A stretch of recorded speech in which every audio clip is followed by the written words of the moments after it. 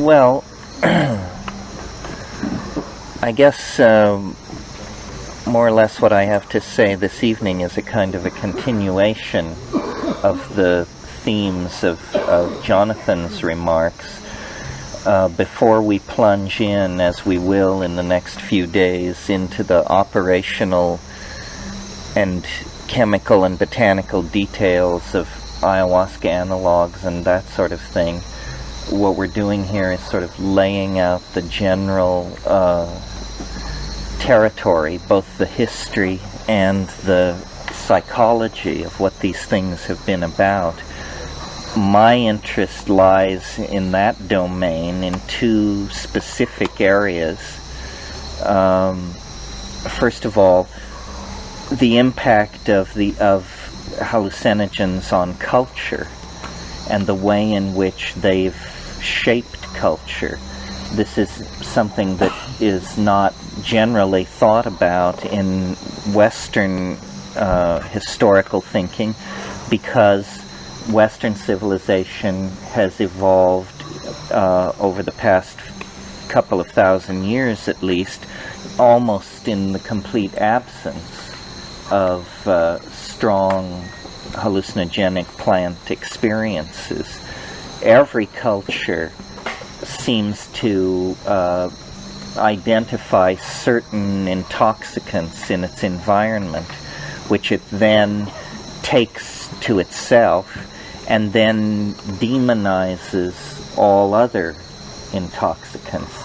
And the unhappy choices of Western civilization were alcohol, first and foremost, and since the conquest, since the discovery of the New World, tobacco and sugar, and since the close of World War II, television. So these kinds of drug choices have tended to narrow and canalize consciousness rather than expand it. And the peculiar narrow-mindedness of Western civilization is almost its hallmark, that an obsession with matter, an obsession with a reductionist methodology that believes that things are best understood by taking them apart and reducing them to their substituent components.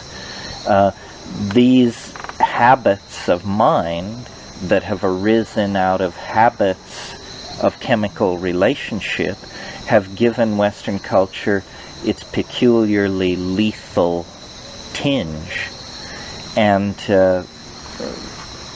I've observed this with puzzlement for my entire adult life. I'm sure you have as well. It seems to me that if we are willing to see hallucinogens from outside a Western value system, to see them as more important, more inimical to the core of the cultural enterprise, the way they're seen in shamanic societies, tribal societies, then there is possibly more of a handle on our human circumstance. So most of what we'll be talking about here is various ways to get high, and then what do you think about it?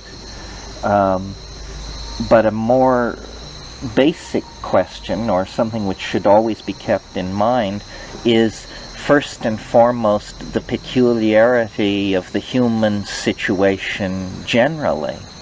I mean, how does it happen that of thousands and thousands of animal and plant species on this planet, one particular primate has broken from the pack, as it were, and elaborated an incredibly complicated repertoire of behaviors, technologies, languages, and states of mind that then permit what is essentially an arboreal tropical animal, a primate, to build a globally encompassing civilization based on the instantaneous transfer of information from one point to another.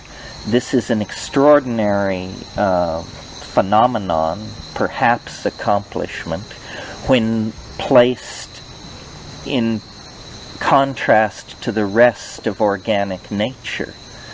The songs of the whales, the pheromones of the insects, the migratory instincts of birds, all of these complex behaviors from the animal world nevertheless have no relationship to what we see as a very typical expression of the human world.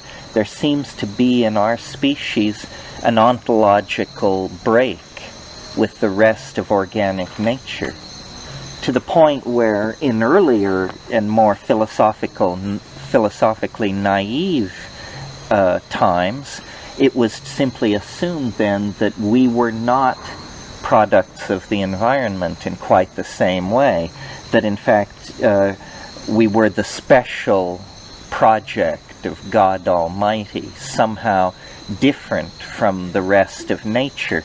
And on the basis of this ontological distinction from the rest of nature, Judeo-Christian monotheism, inflated by Greek science, permitted an attitude toward ourselves and the world that created toxic environments, a destroyed atmosphere, an incredibly inflated population, acceptance of human suffering and misery that was made then the basis for religious ontologies worldwide. It's a given of Western religions that we are in a fallen state of some sort. And it is a given of Eastern religion that suffering is inevitable. These are attitudes toward our condition that are very different from the attitudes that we take toward the supposed integration into the rest of nature that other animal and plant species experience. So it's almost as though there is some factor in our evolutionary history that we've lost touch with, or that we no longer understand, and that we have to create mythological explanations for man's fall, so forth and so on, and that this secret factor, if we could but understand it and come to terms with it, would illuminate our personal, individual existential situation, and the anxiety that now gathers itself ever more intensely around the human future, where it's now possible to rationally assume that there is no human future of any recognizable sort, that democratic values and freedom of thought and self-expression are transient post-Renaissance values that will inevitably be subsumed under media-driven and propaganda-driven regimentation made necessary by the shrinking environment, the limited resource base, and the ability of mass media to express male-dominant ideology and enforce it from the top down. So this, as I said, is a continuation of what was said earlier, but maybe in a broader context. I wrote about this in a book I wrote called Food of the Gods, where what I wanted to argue, and I will just lay it out briefly here tonight, and if it's interesting we can discuss it in the course of the week, but I think our ambivalence, our anxiety, our excitement, our enthusiasm about these hallucinogenic plants has to do with the fact that we somehow intuitively sense that they are spun in to the mystery of our humanness and our uniqueness and our special position in the natural world.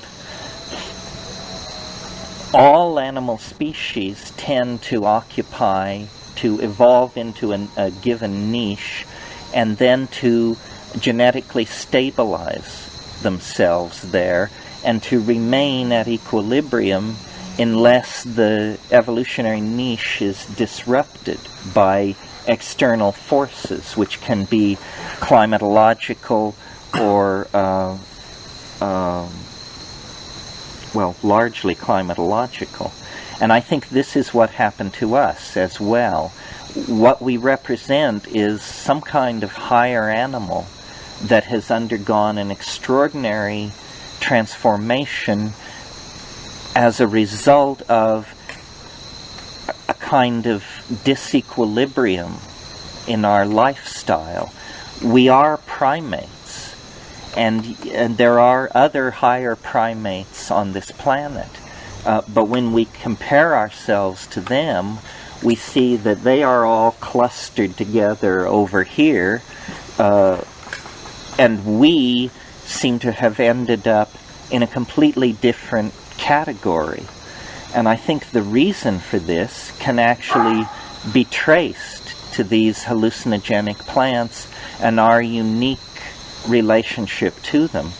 And so I see hallucinogens on one level as offering a way out for Darwinian evolutionary theory as modified by molecular genetics to show how a creature like ourselves could emerge from the natural world and emerge with the rapidity that the fossil record indicates we emerged.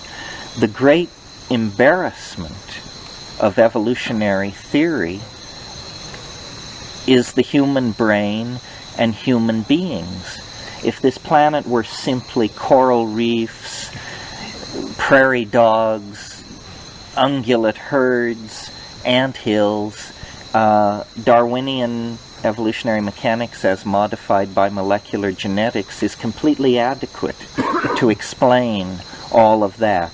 The age of the Earth, the rates of genetic drift, the incidence of incoming cosmic radiation, all these factors nicely fit together to produce a picture of slowly evolving, slowly speciating animal life. The embarrassment in all of this is the sudden doubling of the brain of a particular developmental line of higher primates in just a couple of million years. And in my book I quote the evolutionary biologist Lumholtz, who says the sudden explosive doubling of the human brain size represents the most radical transformation of a major organ of a higher animal in the entire fossil record. This would be embarrassment enough for evolutionary theory were it just as it stands, but when placed in the context of the fact that this is the organ which produced that evolutionary theory, the embarrassment becomes acute. Do you understand how that works? I'm sure you do. So I went back and looked at early human evolution, trying to understand how hallucinogens might have impacted on it. Now, you might think that this is an area where there are many closely thought out and closely fought theories that are various approximations of the truth. It turns out this is not the case. It turns out that if you don't think hallucinogens had an impact on early human evolution, then your choices in terms of explanations for this rapid burst of neural arborization, elaboration of languages and behaviors, etc., are woefully limited. incredibly limited. For example, at the moment, the best competing theory of the non-psychedelic varieties says that the reason we have such an advanced brain structure is because being small and physically rather unimpressive, and yet needing to predate on very large animals, we coordinated the ability to throw objects with great accuracy. And in fact, it is true that no other animal can throw a small round object as hard and as far with as much force as a human being. This would make of the big league baseball pitcher the evolutionary paradigm of human perfection.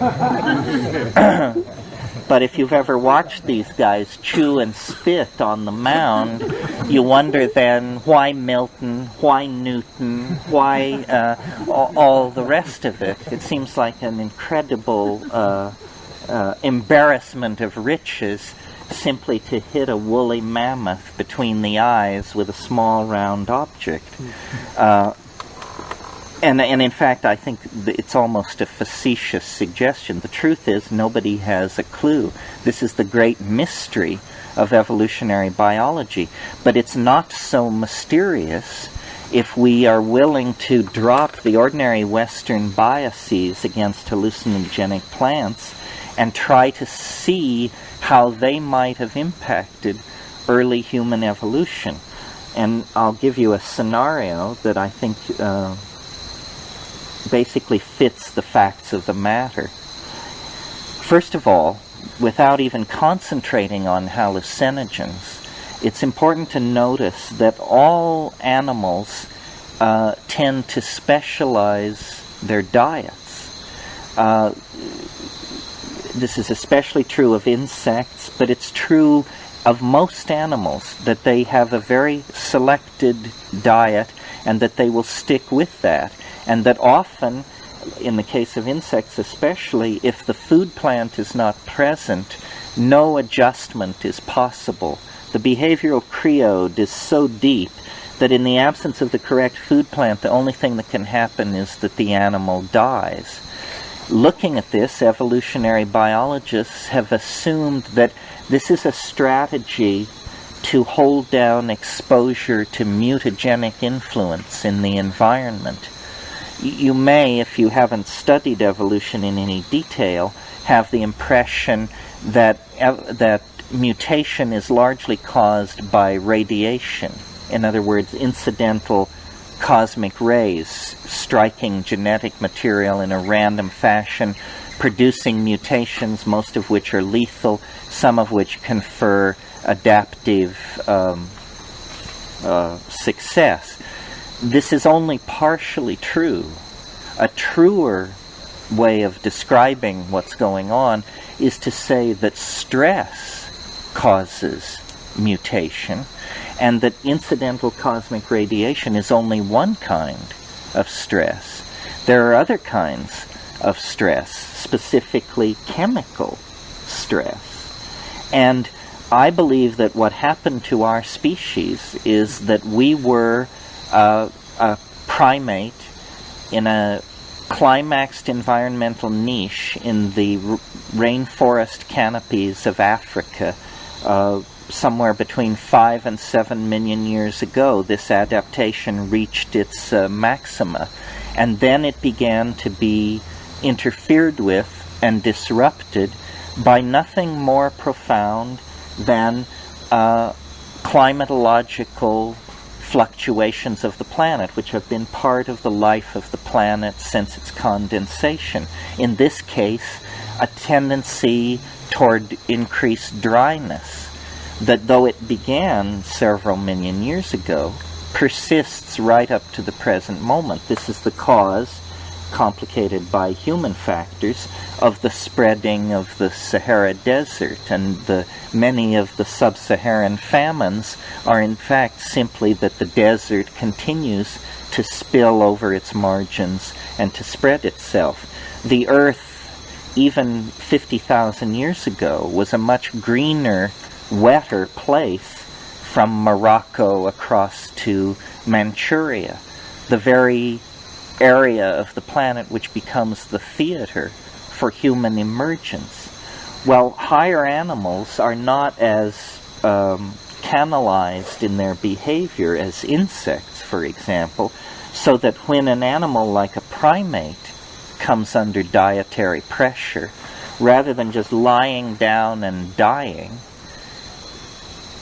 a new behavior is instead coaxed out of this crisis. And the behavior is a tendency toward a broadening of dietary tastes. In other words, a tendency toward becoming omnivorous. And this is one of the characteristics of human beings that is so remarkable, that we accept hundreds of items as food. We even accept variety itself as a positive value in the process of relating to food. We all know that, Western civilization in its quest for spices transformed itself in the later Middle Ages. This tendency toward a broadened diet, the natural consequence of that is a much greater exposure to mutagenic influence compacted into a shorter period of time than would be the normal course of animal evolution. And around the time that we began noticing that the arboreal environment of the rainforest was becoming limited, we began descending from the trees, at first very experimentally, and then over time with a greater and greater commitment to the newly evolving grassland environment. And in that same time frame, we began to experiment with new kinds of foods, root foods, for example, which had not been part of the arboreal diet, which had been a diet of insects, fruits, and possibly small animals. Now, roots are a place where many, many higher plants sequester so-called secondary and tertiary compounds. A spectacular example that makes the point, I think, is, as you probably know, birth control pills like orthonovum are made from Dioscorea vines. In fact, these Dioscorea vines are grown on plantations in Mexico, huge plantations. But Dioscorea is the same family that contains sweet potatoes and yams, which in the tropics are a major food source for many human populations in Africa and Polynesia. In South America, it tends to be replaced by yucca, Manihot esculenta, but the tendency toward root foods among tropical peoples is pan-global. Well, imagine a proto-human or early human population of yam eaters getting into a strain of Dioscorea vines that are heavily loaded with the kind of steroids that occur in birth control tablets. What you would have then is dietary chaos, child spacing, fertility, lactation, pregnancy. All of these things would be interfered with, in most cases in a lethal fashion. But of course, evolution makes its way on that 1 or 2% of mutation that is not lethal, but confers some kind of adaptive advantage. Well, I use the example of the sweet potatoes just to give you a feeling for the argument before turning to the psychedelic compounds. What we're looking for is something which would interrupt normal behavior patterns and replace them with behavior patterns with an increased adaptive advantage.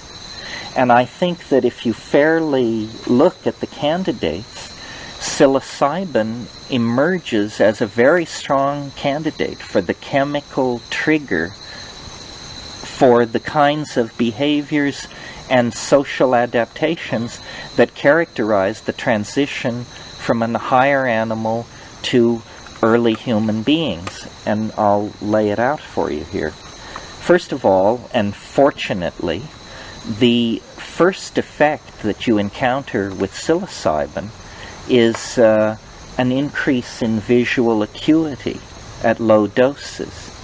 And let me say, the reason I focused in on mushrooms in this way is because whatever this hypothesized psychedelic trigger in the early human environment was, it had to be a grassland inhabitant, because that's where the theater of this transition occurred. It had to be plentiful, otherwise, if it were a very rare plant, its impact would be incremental and it would be swamped by other factors. It must require no preparation whatsoever. Concentration, cooking, combinatory approaches, those are all later phases of culture. So it has to be plentiful, it has to be noticeable, it can't require any preparation, and it has to be a denizen of the grassland, and it has to have a psychoactive compound in sufficient concentration that it is active in a mode that can easily be gathered by animals of reasonably low attention span. Well, I submit to you that when you place all that together, it has to be a psilocybin-containing mushroom. So then, picture this situation. We are making our way on to the newly evolving grassland. In that same grassland, new kinds of animals are evolving. The multi-stomached ungulate animals that don't really appear in the fossil record before 10 to 15 million years ago. They antedate the human emergence, but they are a very modern and complex kind of mammal, not to be confused with rodents and carnivorous hunters and that sort of animal. Psilocybin conveys visual acuity. The impact of this on a hunting-gathering culture seems to me obvious. Visual acuity is the key to success in the hunt. Success in the hunt is the key to securing an expanded protein base. An expanded protein base is the key to bringing your own offspring to sexual maturity. And that's the name of the game in the evolutionary game. Once you bring your own offspring to sexual maturity, you are essentially dealt out of the biological game, and the pressure comes on to the next generation. So psilocybin in that situation would have been a factor that those animals willing to accept it into their diet would have had greater success in bringing their own offspring to reproductive age. Those animals that did not accept it into the diet would be slowly outbred by the more successful hunters and gatherers who were essentially availing themselves of a technology, the equivalent of chemical binoculars available in the environment. And this visual acuity increase induced by psilocybin was studied in the 1960s by Roland Fisher, who created an apparatus where they could deform parallel lines. They gave graduate students small doses of psilocybin and placebo and asked people to press a button when they perceived that the lines were no longer parallel. And they discovered that on psilocybin you can pick this up much faster than in an ordinary state of consciousness. And Fisher said to me when I talked to him about this, he said, so you see, here is a case where drugs definitely, we have proven, give you a truer picture of reality than if you have avoided the drug. So it's a very important point, because often the charge is made against drug use that it's some form of flight from reality. Well, it turns out in this particular case it brought reality literally into sharper focus. So that is the first factor, situation in which psilocybin would have a positive impact on the human species and coax us into a relationship with it. And I'm talking here of doses of maybe 3 to 5 milligrams. These are doses that one would expect a foraging animal to unconsciously imbibe, just in the course of eating things in the environment. This level of psilocybin might ebb and flow, even in an animal that had made no conscious decision to eat mushrooms. Well, so then, carrying the argument a little further, at slightly higher doses, let's say 5 to 15 milligrams, this is still sub-threshold psychedelic doses. Psilocybin, like many CNS stimulants, central nervous system stimulants, has the effect of creating arousal, which means two things. It means restlessness, an inability to sit still, a projection of attention into the environment, and in the male, erection, arousal, straightforwardly, especially in highly sexed animals like primates. This would be a factor. So place this fact in concert with what I said earlier about increased food gathering ability, and you have an aphrodisiac combination. I mean, there's no combination for the promotion of sexual activity like a full belly and sexual arousal. So it becomes a second factor promoting the outbreeding of the non-psilocybin using members of the tribe. They are simply having what primatologists call a lesser incidence of successful copulation. And this is, of course, the name of the evolutionary game.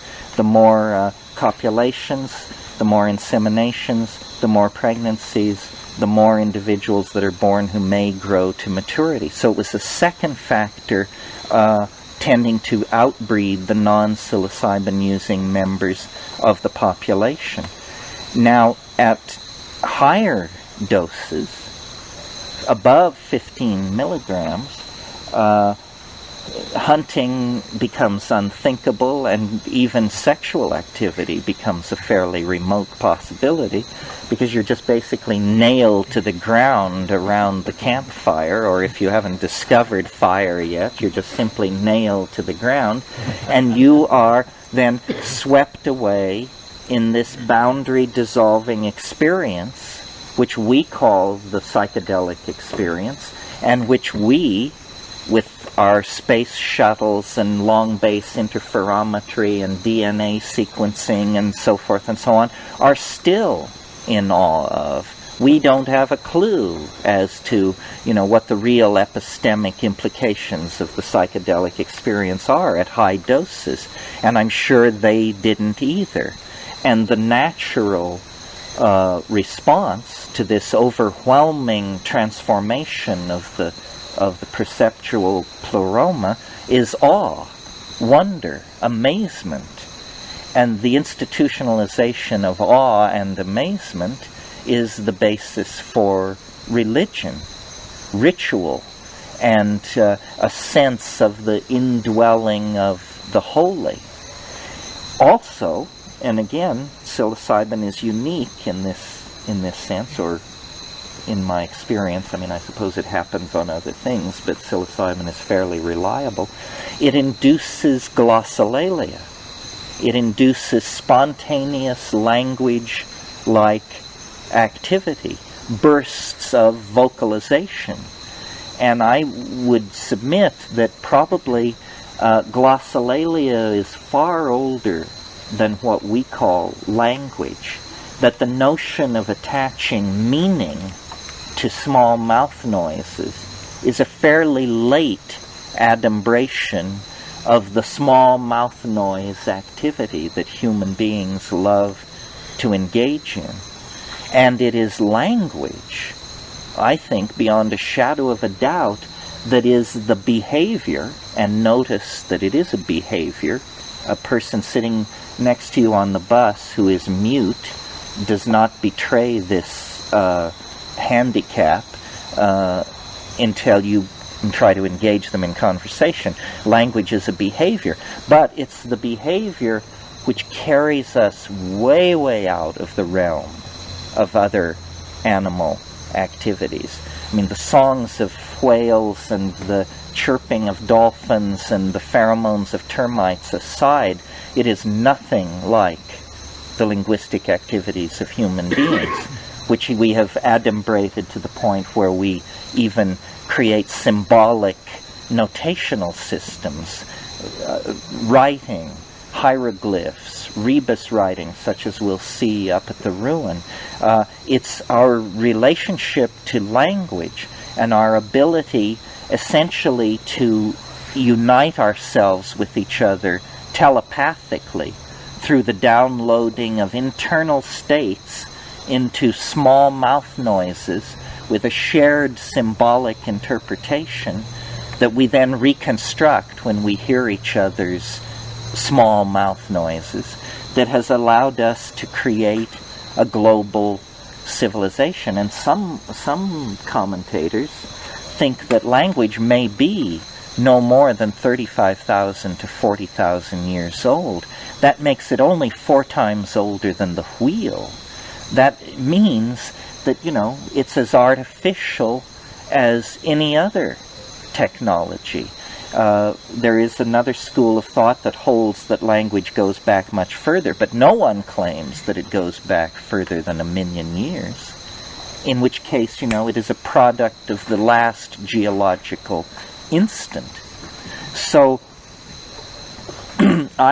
so to sum up this part and then draw the conclusion, I think that one hope for the legitimizing of the psychedelic experience, and one hope for placing it in a new context that will not see it as marginal, escapist, maladaptive, and somehow perverse, is to argue that without this in our past, humanness itself would not have emerged from animal organization.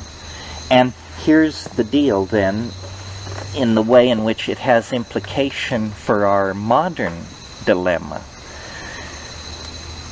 All primates have what are called dominance hierarchies, male dominance hierarchies.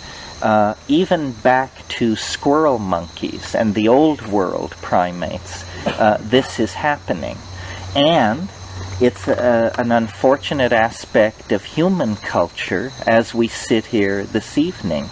Because of male dominance, we have an endless history of warfare, a history of marginalizing women, homosexuals, the elderly. All of these people have had to take their marching orders from the hard-bodied, long-fanged young males of the pack. And it has been a tremendous drag on human creativity and the evolution of what we laughingly call human dignity. Well, I would like to argue then that several times today you've heard people use the words boundary dissolving.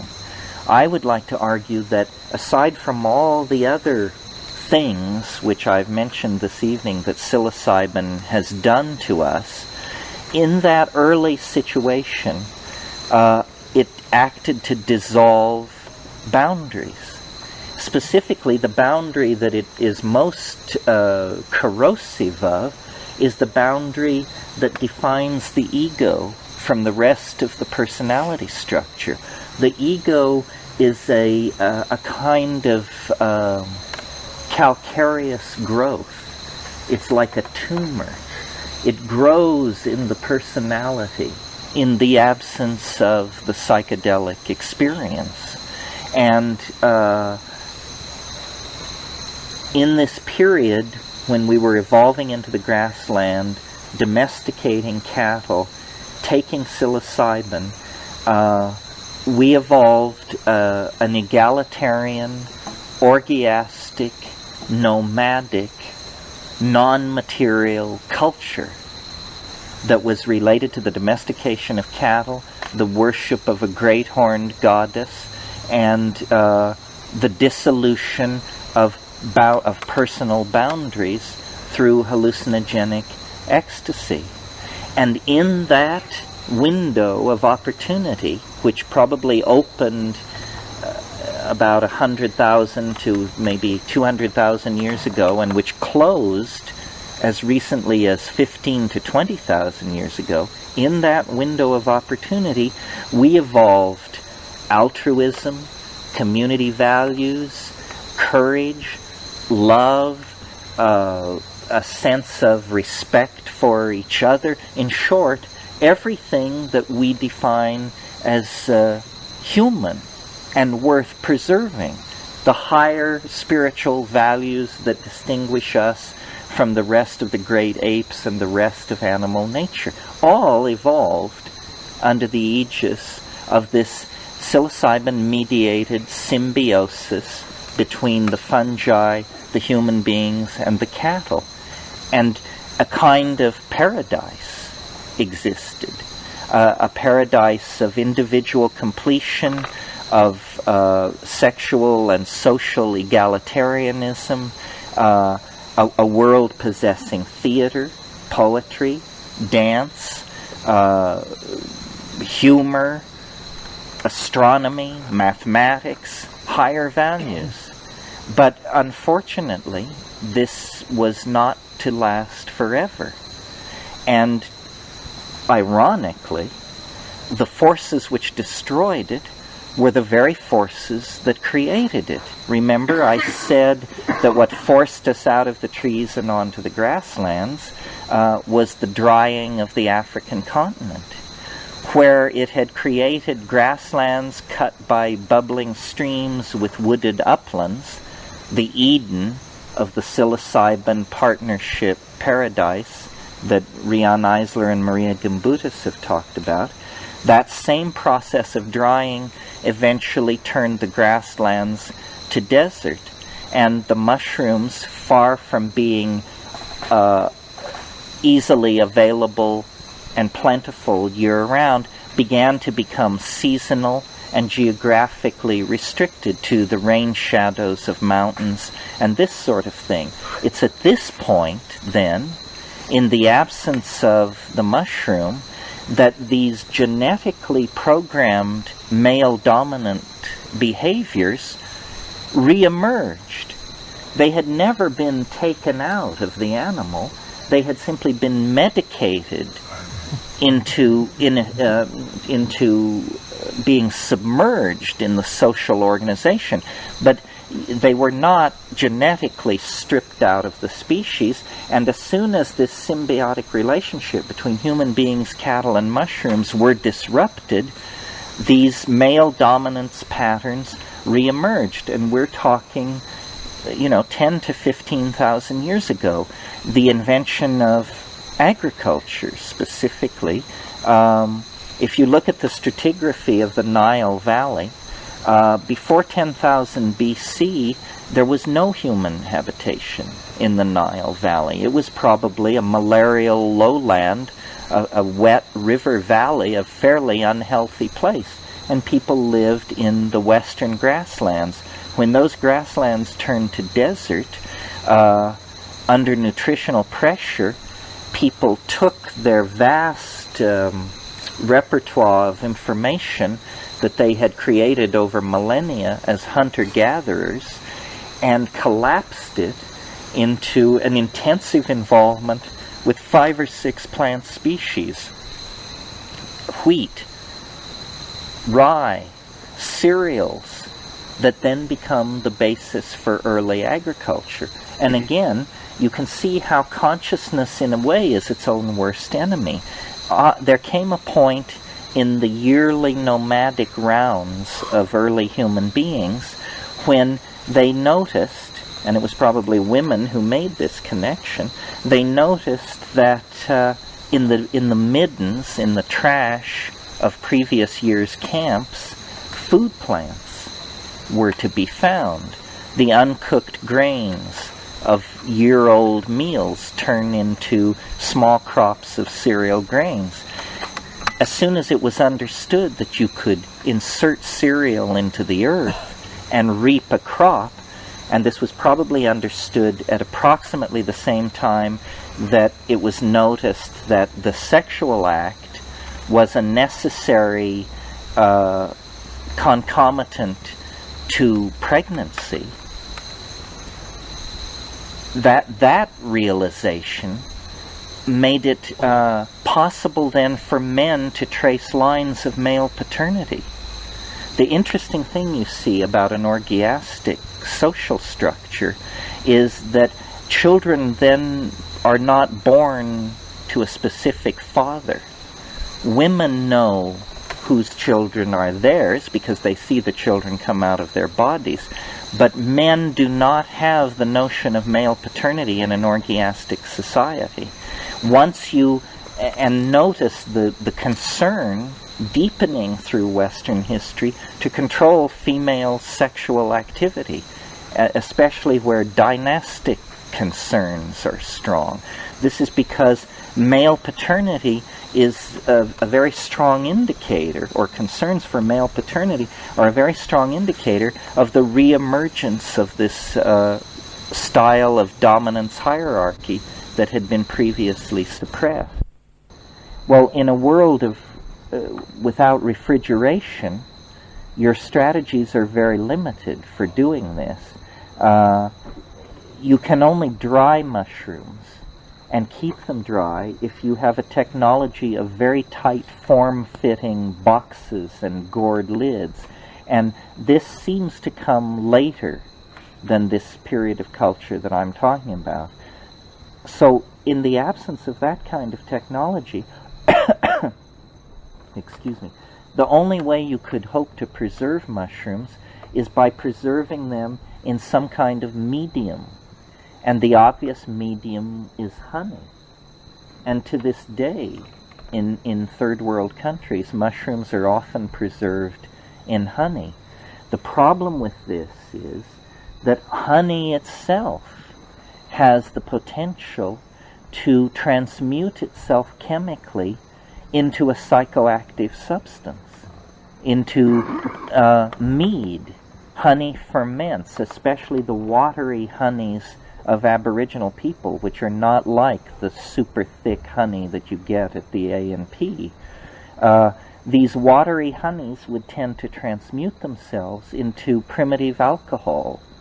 And alcohol, like psilocybin, has a whole set of cultural traits which it suppresses and enhances, but different cultural traits. The cultural traits accentuated by alcohol are specifically two. It gives you an enhanced and false sense of verbal accomplishment, at the same time that it lowers sensitivity to social cueing. You can see this at work in any singles bar on a busy Friday night. I mean, guys who would normally have enough sense to keep their mouth shut and their head down are pushing hard on women and ignoring social cues such as get lost. So the alcohol had a tendency to accentuate this male dominance tendency. And very suddenly, 15 to 10,000 years ago, a huge new set of social behaviors and institutions flower into existence. Agriculture. Agriculture means the end of nomadism, because agriculture, especially in its early phase, was such a successful strategy for producing food that you produce immense surpluses. Well, then you can't take it with you. So instead you build a grain tower, such as at Jericho the oldest building in the world, 11,000 years ago, the grain tower at Jericho. Agriculture promotes surpluses, it promotes sedentary living. Following quickly on the heels of that is role specialization, male kingship, urbanization, standing armies, slavery, and when you've got all that in place, you have all the building blocks necessary to build the kind of maladaptive and neurotic civilizations of which we are the unhappy inheritors. All you need to toss into that mix is a phonetic alphabet, and you're off and running toward the differential calculus and the atom bomb. And this is, in fact, I think, what happened. We, the inheritors of global civilization, are like the children of a dysfunctional family.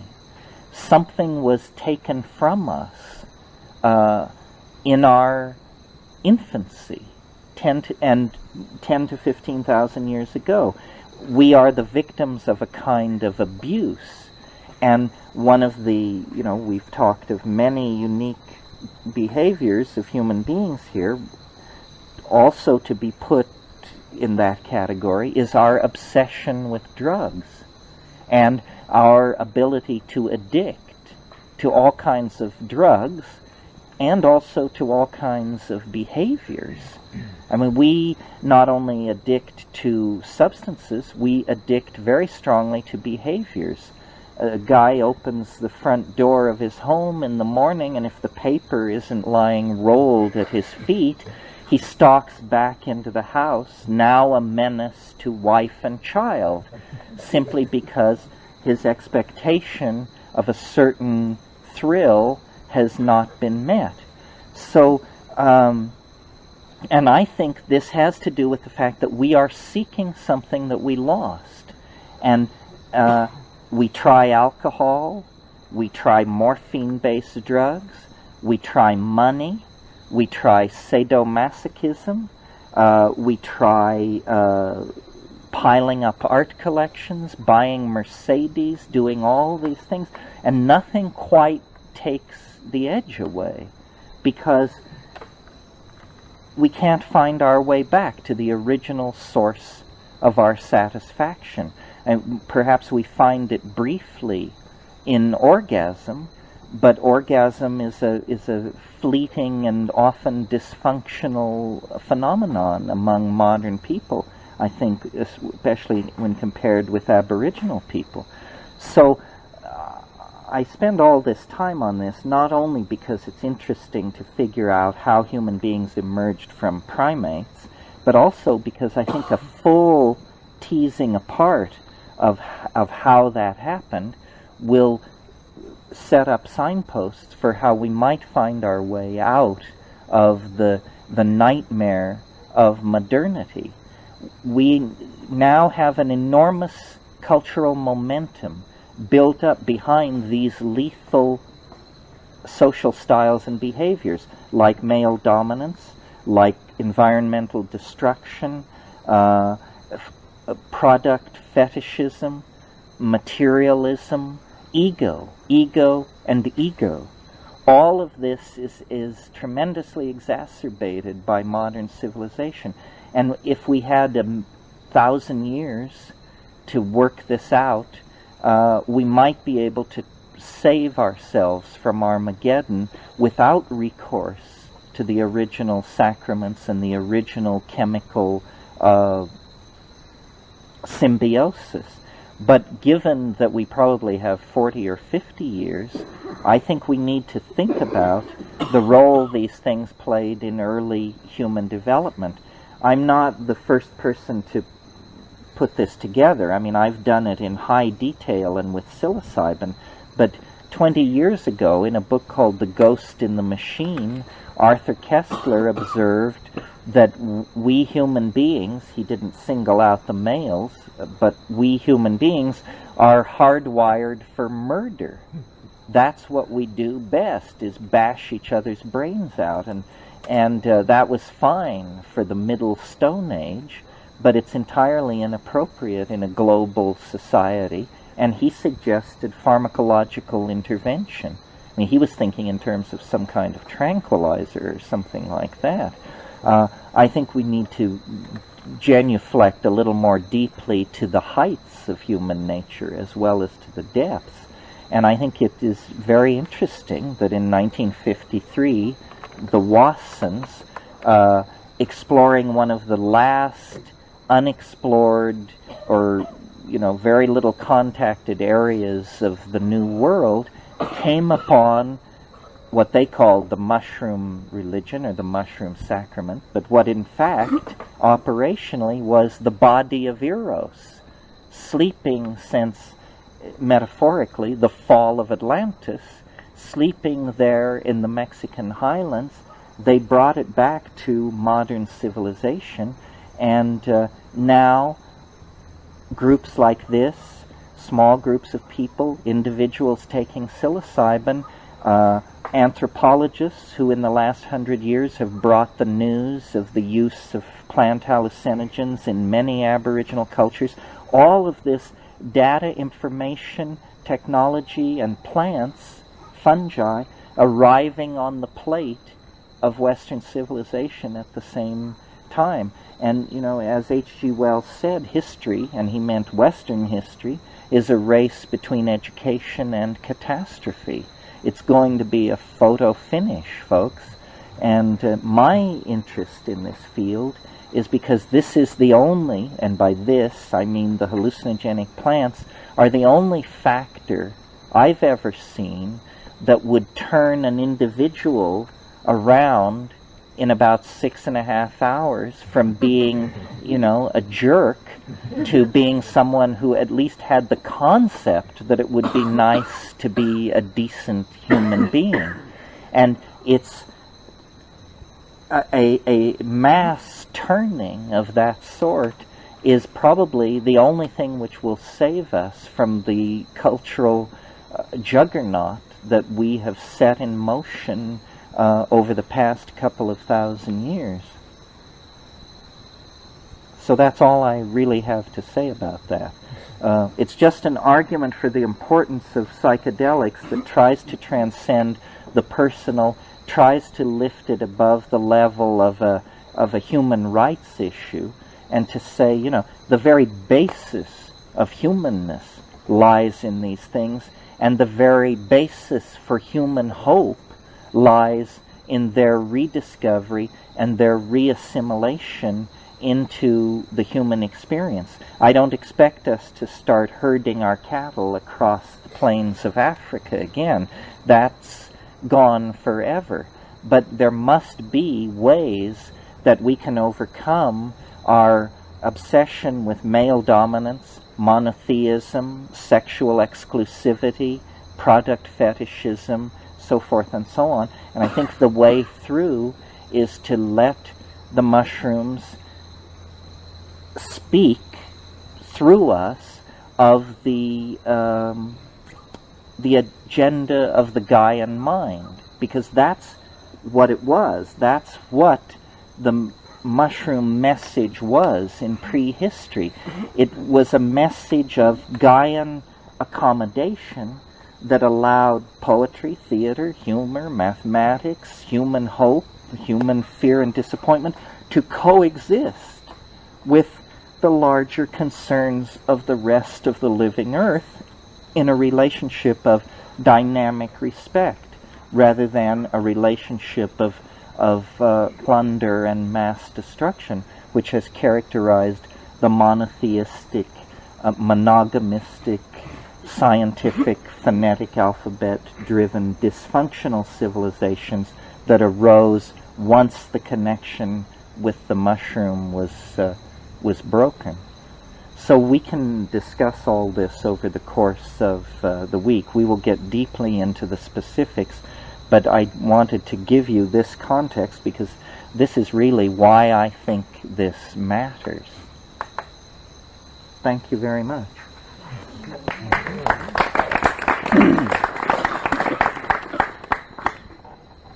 Like in your program Time Wave Zero, we don't even have that long. We have about 30 you have, 30 years, right? More like 18 years. 18. So is it possible perhaps that psilocybin is making its rightful appearance according to a plan? You know, that it wasn't discovered by accident, but that it's here to catalyze the millennium? It could well be. I mean, it could well be. I mean, it's horrifying that it waited so long. I would like it to have, too bad it didn't get rolling in 1500. But, what do I know? Maybe it loves a photo finish.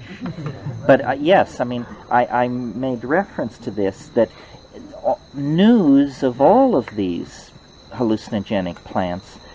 Jonathan mentioned today that mescaline was characterized in the 1890s. It has only been 100 years. Mescaline was characterized in the 1890s. It was the only hallucinogen until the 1920s, when in Germany there was a little bit of work with the beta-carbolines.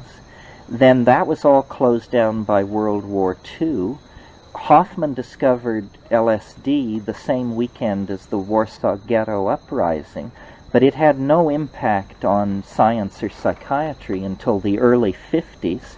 Psilocybin was discovered in 53, characterized in 56, and everything was made illegal in 66.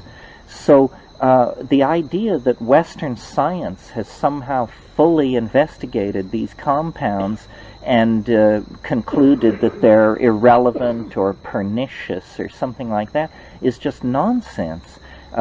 This news coming out of ethnography and anthropology is very new news, and we need to get fully alerted to the fact and begin to try and figure out, what is the real relationship of these compounds to the human experience. I think one reason science is so queasy about all this is because science has spent the last 500 years exercising the idea of spirit out of matter. Spirit, the human soul, all of that, it has been progressively limited and chased down until finally, behaviorists, positivists, tell us there is no such thing. They say mind is an iridescence on metabolism, free will is an illusion, and human beings are behaviorally driven machines. Well, that kind of cheerful horseshit will just not stand in the light of the psychedelic experience. So they are very reluctant to get into this. It's one thing for anthropologists to bring back the word that shamans find lost objects, cure diseases, and can tell who's sleeping with who. It's just dismissed as, these wily shamans. They're masters of sleight of hand, essentially presented as cheap magicians. But in fact, anybody who spends field time with these people knows that natural law doesn't seem to have nearly the force that it's assumed to have by positivist reductionists. So I think science itself is in a situation of potential invalidation and compromise if it will fairly explore these things. So it's a great watershed and crisis for the Western mind. Science, the uncritical practice of science and technology, is what brought us to this mess. And the male ego is very anxious around the issue of boundary dissolution and surrender to forces larger than itself. So that's why I think, people who think these drugs are going to be legalized simply by making a cheerful case that they are metabolically benign or something like that, do not understand the depth of the issue here. The issue is not whether they're metabolically benign. The issue is whether or not they cast doubt on the most fundamental assumptions of Western civilization, which are, the preeminence of reason, the sanctity of the ego, the primacy of matter. I don't think these ideas can survive a full confrontation with the psychedelic experience. So it's an incredibly charged issue. I would say that they absolutely can't survive because they shattered all of...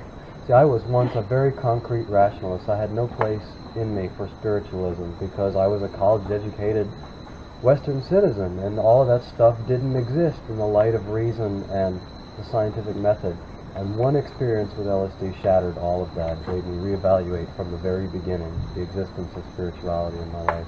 Yeah, that's my story exactly. I mean, I was raised Catholic, escaped through that to Albert Camus, Jean-Paul Sartre, Merleau-Ponty, Husserl, Heidegger, positivism, phenomenology, and then, came DMT, and I just realized, that the entire enterprise of Western civilization is just whistling past the graveyard. It's an infantile enterprise, and it produces infantile institutions and infantile people. All of its institutions are preposterous and toxic and absurd. I mean, culture is not your friend. It is not your friend. Western culture denies the existence of half of the mind, I think. It completely denigrates intuitive perception. Well, the 20th century is a slightly different case because the great century when men were gentlemen and women knew their place was the 19th century. The 20th century is more chaotic because you have, in the early years of the 20th century, you have Freud, who announces the unconscious. He gives it a sexual spin, but he does admit that, we aren't all nice little ladies and gentlemen. Drives to cannibalism, incest, and murder are right under the surface. Jung takes folklore, fairy tales, alchemy, expands all that. At the same time, the cheerful world of Newtonian physics is being turned upside down, first by relativity and then by quantum physics. The cheerful world of the pursuit of the photographic image is being busted up, first by Impressionism, then by Dada, then by Surrealism, Abstract Expressionism. Anybody who thinks the world of the gentleman is still intact is disabused of that at Auschwitz. Then comes the atom bomb. The 20th century has been a century of archaic revival. Jazz, rock and roll, psychedelic drugs, sexual permissiveness,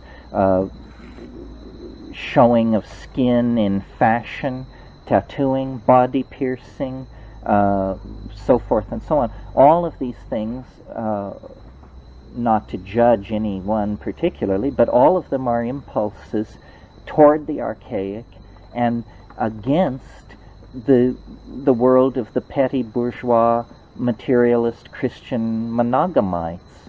And it's been, one hell of a fray, and it's not over yet. But I think, that the values of the 19th century are pretty much on the run at the moment. It doesn't mean we are safe from catastrophe. We may sink into the self-created quicksand, clutching the answer above our head as we sink beneath the slime, which would be a great tragedy. But at least in the 20th century, the battle has been joined. And I see, feminism, ecological consciousness, psychedelic consciousness, house music, and I could name a bunch of other things, but you get the drift, are all facets of a new, I hate the word paradigm, but a new style of thinking that is trying, against enormous odds, to overcome the lethal momentum of Christian linear, straight thinking. A couple of questions about the psilocybin theory of human development and evolution.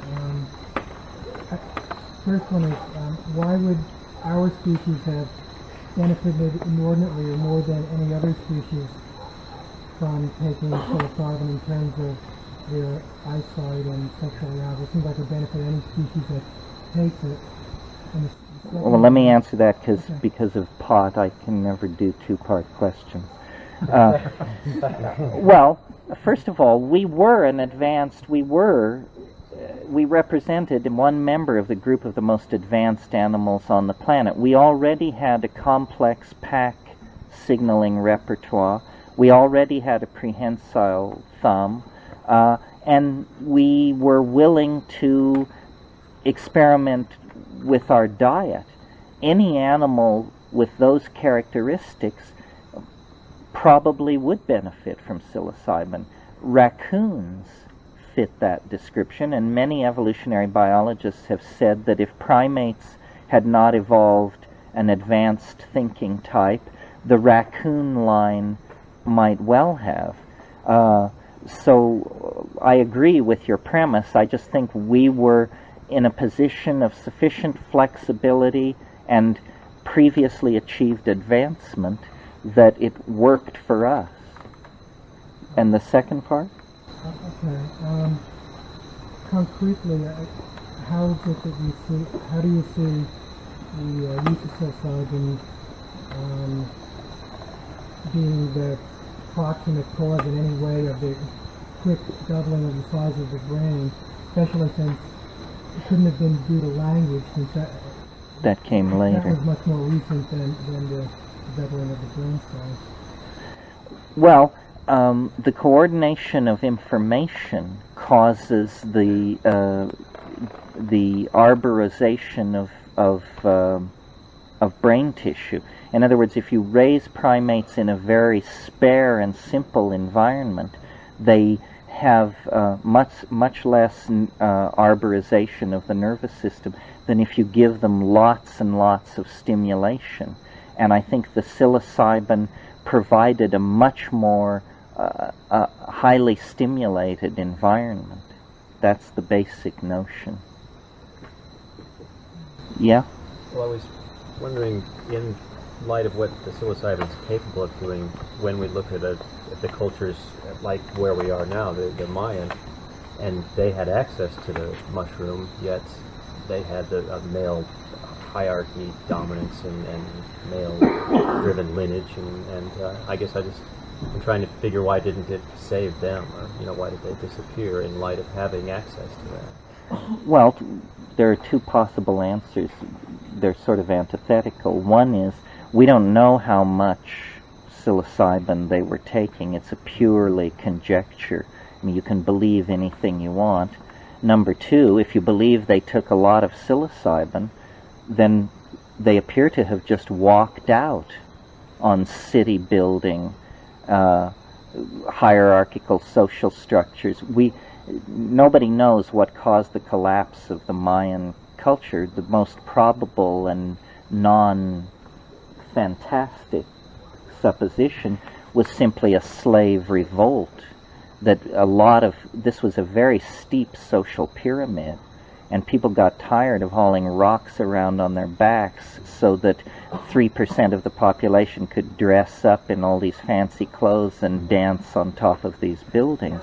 I mean, people just were sick of it, and eventually they probably killed everybody who could read, and just had it. And perhaps that was an impulse toward the archaic. They said, we don't want complicated theatrical performances, blood sacrifices, and architectural projects built on the backs of the poor. We're going to go back to being small-time farmers in the rainforest, and they did.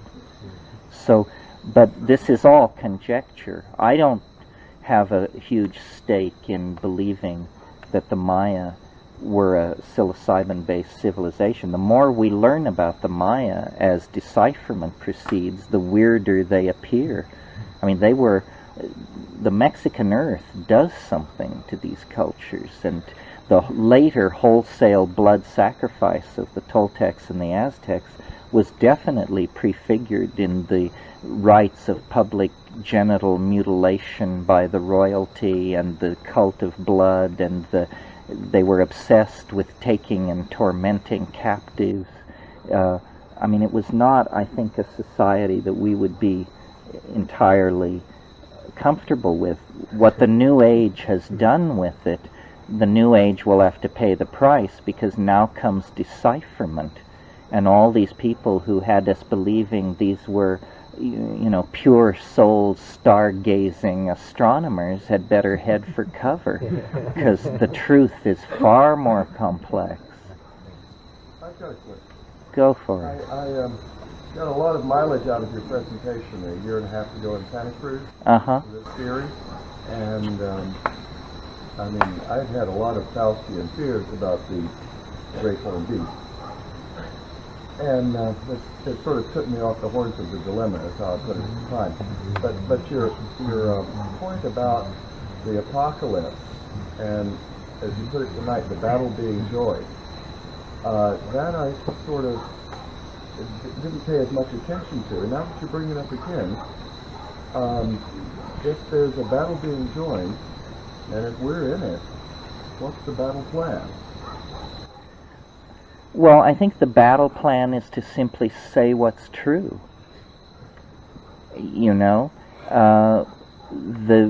This whole issue of the chemical alteration of consciousness, the other side has had it all their way.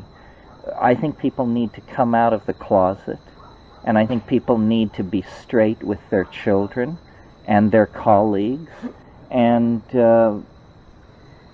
it's a meme war. You all know what memes are. They're the subunits of ideas and ideologies. It's a meme war.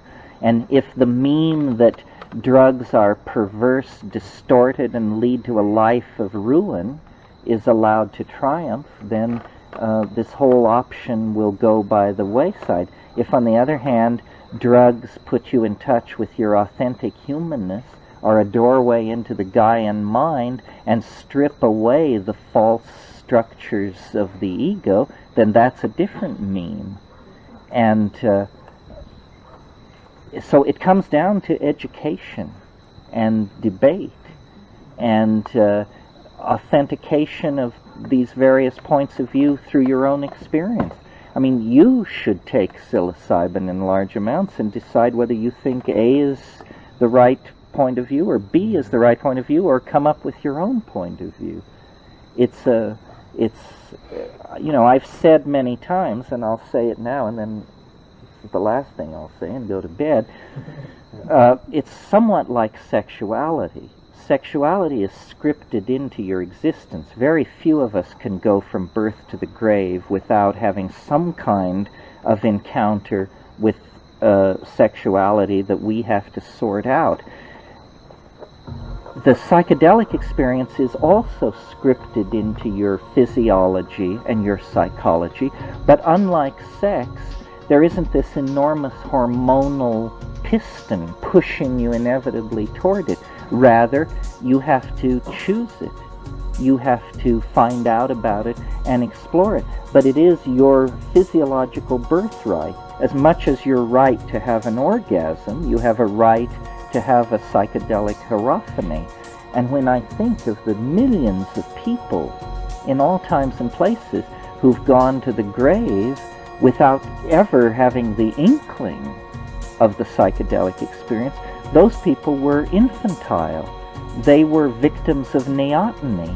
They never actually unfolded the full toolkit of what it means to be a human being. So that's that. Anyway, we'll talk more about all of this, but thank you very much.